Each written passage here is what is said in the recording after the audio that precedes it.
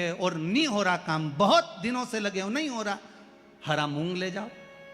मूंग के दाने तो रहते हैं घर में, केवल 31 मूंग के दाने लेकर जाइए, 31 चावल के दाने लेकर जाइए और 31 ही बेलपत्र लेकर जाइए।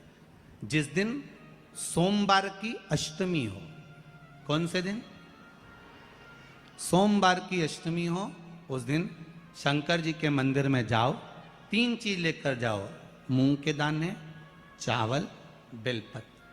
चावल जो 31 लेकर गए हो, अपनी कामना कर कर शंकर जी की देहली पर रख दो, चौखट पर, कहीं पर भी एकांत में उसको रख दिया जाए। मूंग के जो दाने लेकर गए हो 31, वो नंदी के पास में, जो नंदी का पांव ऊंचा रहता है उस पांव के पास रख दीजिए।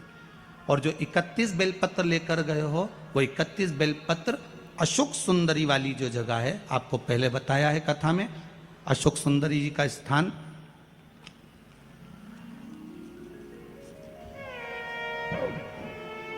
ये शिवलिंग, ये जलाधारी जहां से पानी बहता है, उसके बीच में एक मोटी सी लाइन होती है, जो शंकर भगवान की छोटी लड़की अशोक सुंदरी का स्थान है। शिव जी के 13 बच्चे हैं, 13 बच्चे में सबसे छोटी लड़की अशोक सुंदरी यहीं पर विराजमान होती है, जहां से पानी नीचे गिरता है। प्रत्येक शिवलिंग के सामने एक मोटी सी लाइन होगी, उस मोटी सी जो लाइन है अशोक सुंदरी, वहां पर जो 31 बेलपत्र लेकर गए हो, अपनी कामना कर कर पीला चंदन, लाल चंदन लगाकर उस पर समर्पित करते जाओ। उसकी डंडी जहां से पानी बहता है उस ओर होना चाहिए। आप निवेदन कर कर देखो, एक सोमवार की अष्टमी पर कर कर देखना, दूसरी सोमवार की अष्टमी आएगी, अपने आप आपका काम हो गया होगा। बाबा से निवेदन तो करो, क्यों भटक रहे? भोला सब दुख काटो,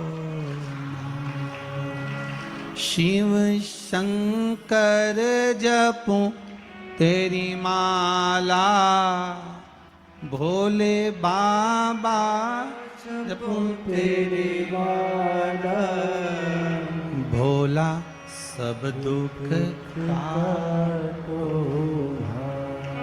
ओ भोला सब दुख काटो।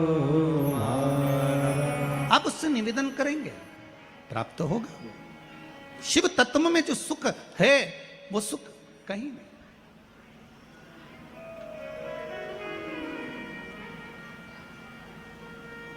एक मात्र शिव मंदिर में झाड़ू लगा रही हैं अहिल्याबाई,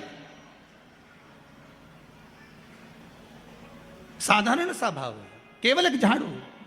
कई लोग कहते हैं महाराज जी, आप कहते हो मंदिर में जाकर झाड़ू लगाओ, पोछा लगाओ, तो जो हमने मंदिर में रख रखा है स्वीपर आदि आदि, जो भी सेवा करने वाला है, काम करने वाला है, वर्कर है, वो कर रहा है, तो हम क्यों करें? अरे भाई, एक बात याद रखना, आप सबसे पूछना चाहूंगा, आप लोग कहते हो कि मंदिर की सफाई जो वर्कर रखा है उसे करना चाहिए, मंदिर की सफाई जो पुजारी रखा है उसको करना चाहिए। मैं आपसे पूछना चाहता हूं कि आपके घर में जो तिजोरी है, दिवाली पे उसकी सफाई कौन करता है?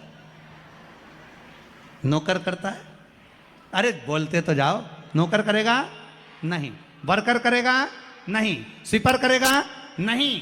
तिजोरी की सफाई कोई दूसरा नहीं करता, तिजोरी की सफाई हमें करना होती है। उसी तरह मंदिर की सफाई ना पुजारी करे, ना कोई वर्कर करे, जो दर्शन करने जाए वो करे, क्योंकि ये तिजोरी है हमारी, ये तिजोरी है हमारी। यहां से और पार्वती के मिलन का दिवस हो, और केवल एक माता पार्वती के अकेले मिलन का नहीं, 64 योगनियां तक भगवान शंकर से मिलने के लिए आती है।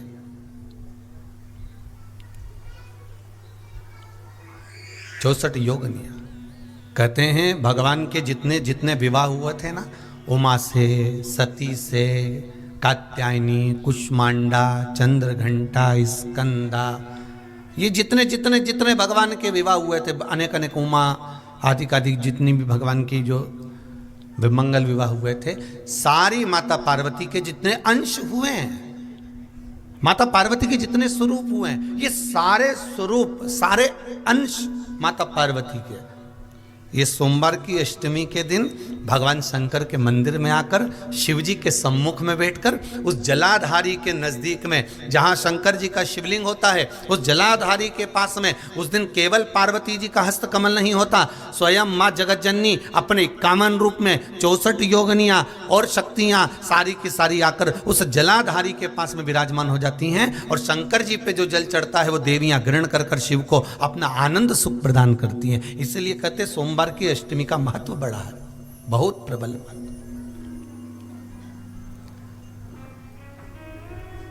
अभी 2 पड़ गई हैं, अब बैसाख और ज्येष्ठ में पड़ेगी सोमवार की अष्टमी। उसके बाद में फिर एक और पड़ेगी, अश्विन के जो नवरात्र आएंगे, जो शरदीय नवरात्र आएंगे, उस शरदीय नवरात्रि के समय पर फिर सोमवार की अष्टमी एक पड़ेगी। बाबा की कृपा है, शिव की कृपा से, भगवान शंकर की कृपा से ही सब कुछ आनंद में हो। और हम तो कहेंगे 1 लोटा पानी चढ़ाने से पीछे मत हटना सोमवार की अष्टमी के दिन। शंकर के मंदिर जरूर जाना, बेलपत्र जरूर चढ़ाना, बाबा से विनय जरूर करना, निवेदन करना, बाबा को पूजन करना, घी का दीप लगाना और बाबा से विनय करना, बाबा मेरी ये मनोकामना है, मैं तो आपके चरणों में समर्पित करने के लिए आई हूं, मेरी ये विनती को स्वीकार कर लो।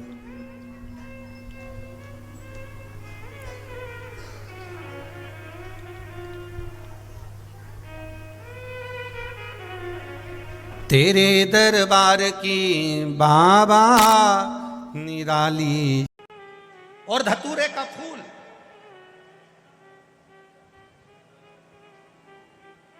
कांटे वाला धतूरा, और उसमें लगने वाला एक पुष्प। आस्था चैनल पर आप लोग देख रहे होंगे धतूरे के फूल का दर्शन। धतूरा और धतूरे का पुष्प, छोटा सा पौधा है, ज्यादा बड़ा नहीं है, कांटा लग रहा है, धतूरा लग रहा है।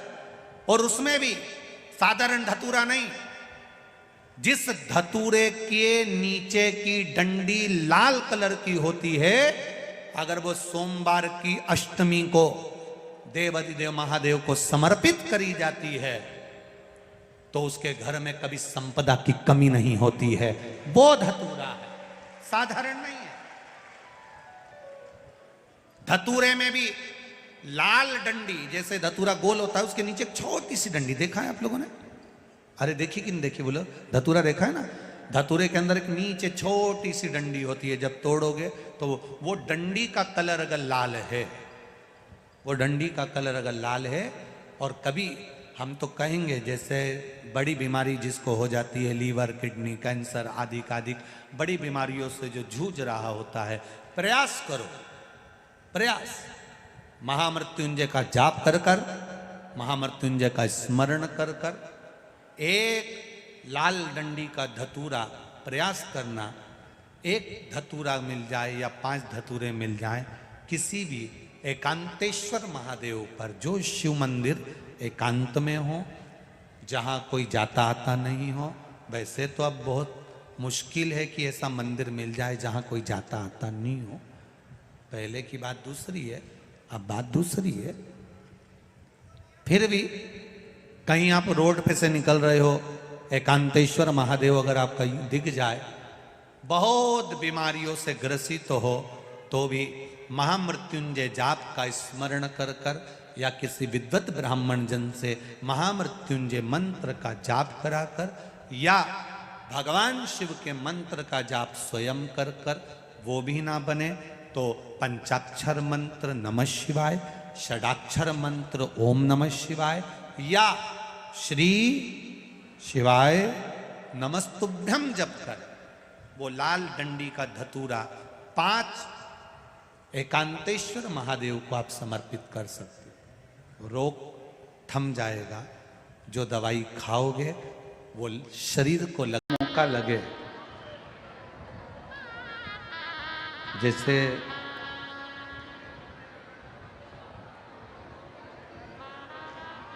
कभी ऐसा योग लग जाए कि कोई आपसे कहे कि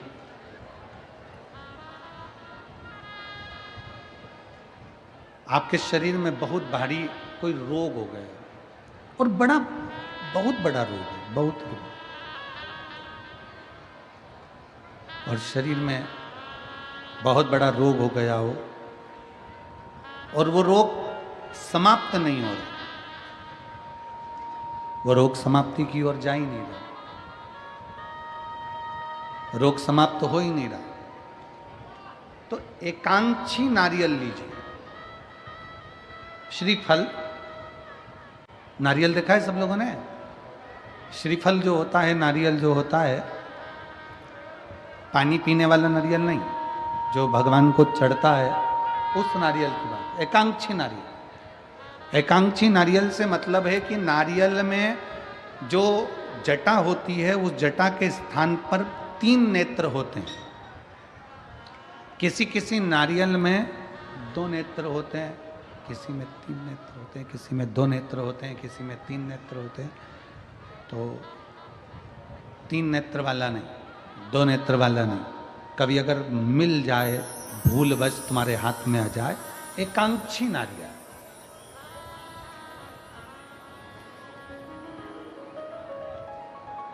एक नेत्र वाला। पहले बताओ देखा है कि नहीं देखा? पहले ये तो बोलो कि नारियल के पीछे 3 आंखें दिखती हैं, 3 आंखें, किसी में 2 आंखें नजर आती हैं। उसी तरह एक एकांक्षी नारियल, एक नेत्र वाला।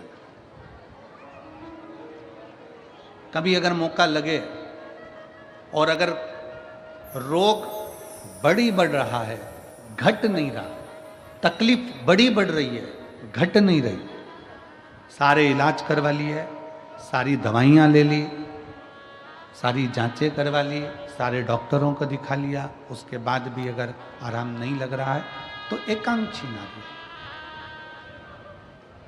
और उस एकांक्षी नारियल के साथ में 7 दुर्वा, 7 बेलपत्र, 7 दुर्वा, 7 बेलपत्र, 7 पीले कनेर के पुष्प हाथ में लेकर, जो व्यक्ति बहुत ज़्यादा बीमारी अवस्था में है और दवाइयाँ भी अगर लॉक नहीं कर रही हैं, डॉक्टर की दवाइयाँ खाते रहो, दिखाते रहो, उसके साथ में वो एकांक्षी नारियल जिसकी एक आंख है, 7 दुर्वा, 7 बेलपत्र, 7 पीले कनेर के पुष्प हाथ में लेकर श्री शिवाय नमस्तुभ्यम कहते हुए हाटकेश्वर महादेव का नाम लेकर। कौन से महादेव? हाटकेश्वर महादेव। हाटकेश्वर महादेव का नाम लेकर अपनी कामना करते हुए, बाबा से विनय करते हुए, जहां से,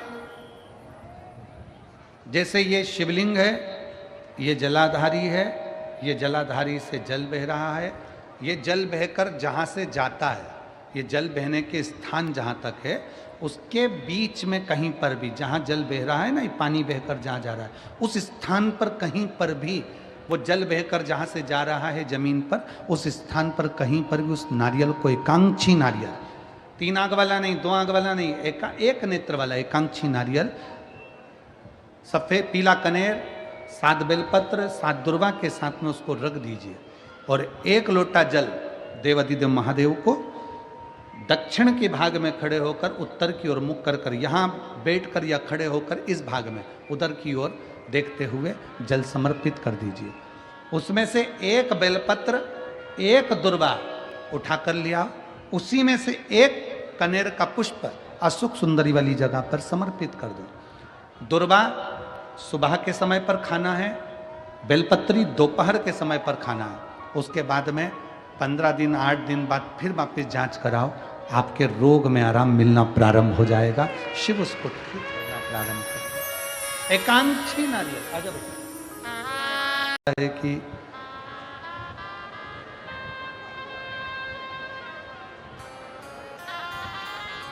भगवान शंकर शादी करना नहीं चाह रहे थे। शिवजी तो अपने तप साधना में लीन थे, इतनी साधना भगवान भोलेनाथ जी कर रहे थे कि उनको विवाह करना ही नहीं था।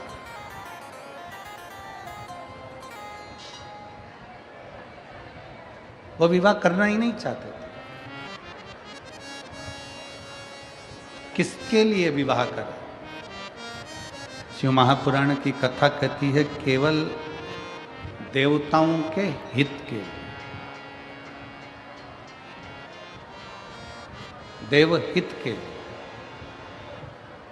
देवताओं के कल्याण के लिए भगवान शंकर ने विवाह किया। देवहित शंकर भगवान विवाह नहीं करते। सती मैया से इतना दुनिया के लोग कहते हैं इनका प्रेम ज्यादा है, उनका प्रेम जाता है, उनका प्रेम जाता है।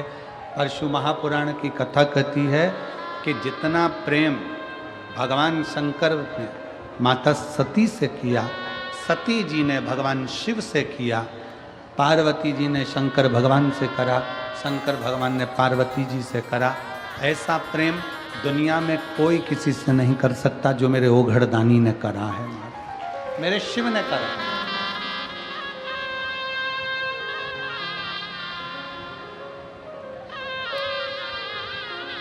लोग कहते हैं गुरुजी हम महाकाल की नगरी में जाएं, उज्जैन की नगरी में जाएं, महाकालेश्वर बाबा की नगरी में उज्जैन जाएं।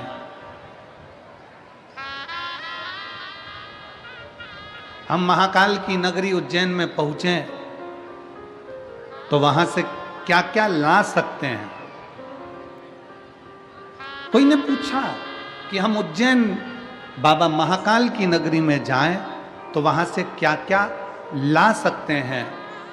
हमारी शिव महापुराण की कथा कहती है कि बाबा महाकाल की नगरी में जाओ, जो तुम्हें लेकर आना है सब लियाओ, मना नहीं है।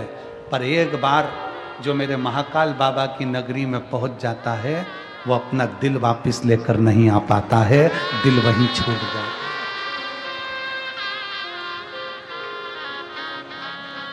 जो महाकालेश्वर बाबा की नगरी में जाता है, मेरे महाकाल की नगरी उज्जैनी में जाता है, जो मेरे महाकाल बाबा के चरणों में जाता है, वो उज्जैन से महाकाल की नगरी से सब कुछ वापस ला सकता है, पर अपना दिल नहीं ला सकता, क्योंकि दिल तो मेरा महाकाल रख लेता है, हृदय तो मेरा महाकाल रख लेता है। वो कहते हैं